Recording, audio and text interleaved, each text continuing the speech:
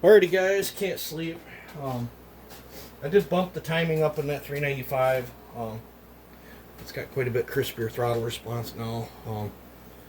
But I am behind on repair work and chain sharpening. I wanted to get that done and then do my 462, but I'm going to get some basic maintenance. And I got a 440 I got to fix and a 290 I got to tune up, and a whole pile of chains. I'm going to try to get through one.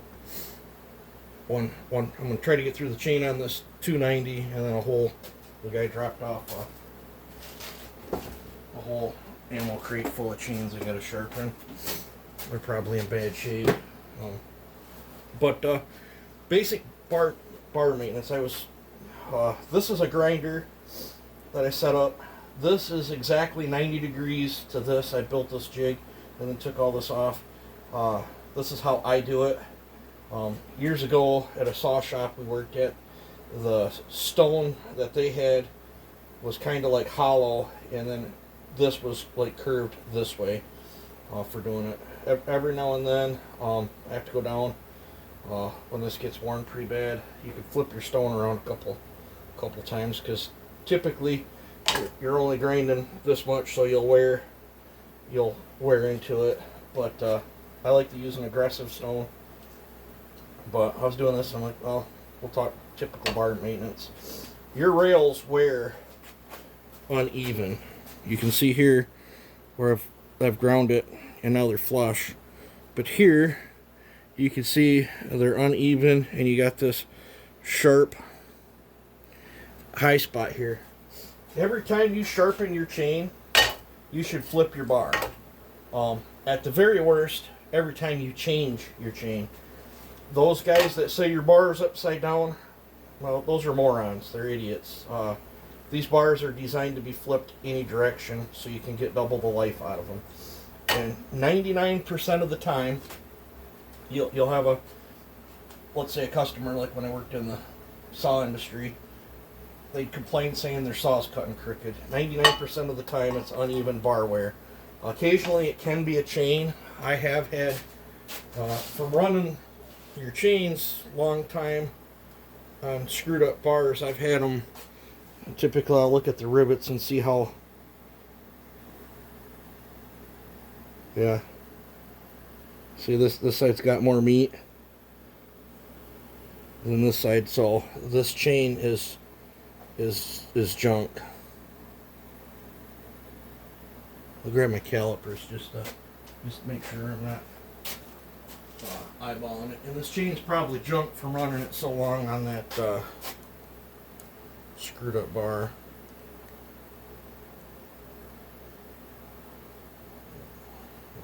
$230. Check the other side on the same.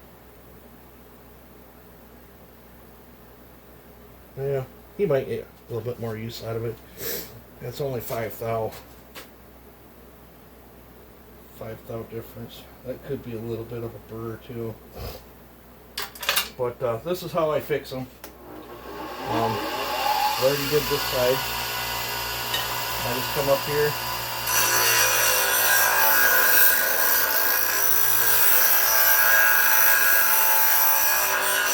When you do this, it will scratch them up, but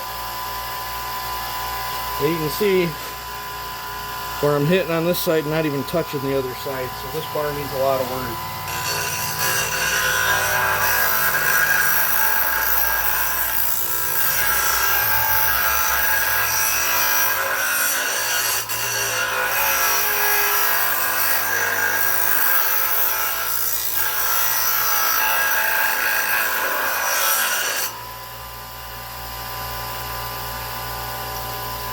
So we're starting to get it.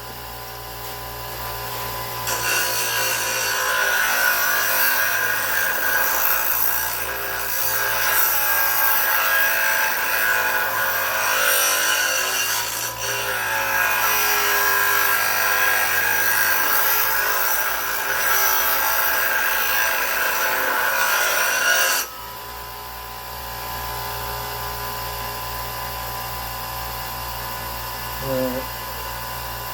Gonna work up higher a little bit.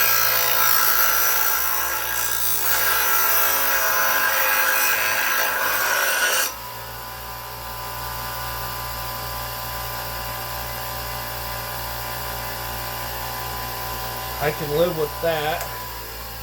And then now these edges are sharp, so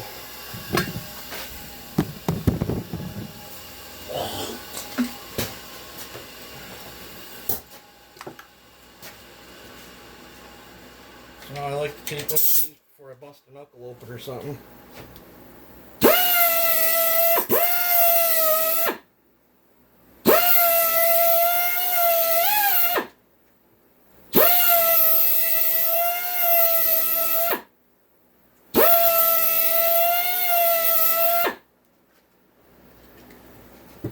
Just break that edge off like that with my belt sander. And then I'll find something you can stick in there. In your bar slot and get all the gunk out.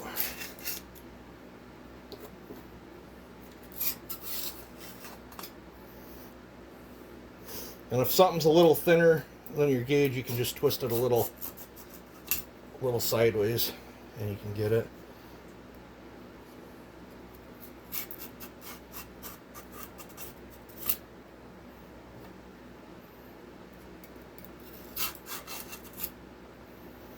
Okay, now that we got that,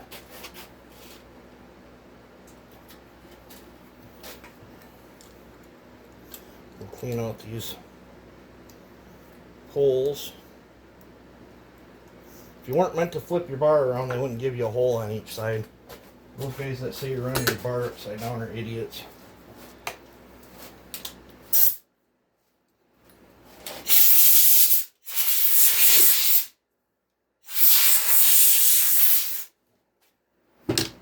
And just like that.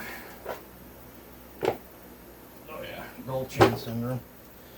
Well, I gotta make a bunch of noise cleaning this thing up and sharpen the chain, but there's some basic bar maintenance. You can put it in a vise and use a file too.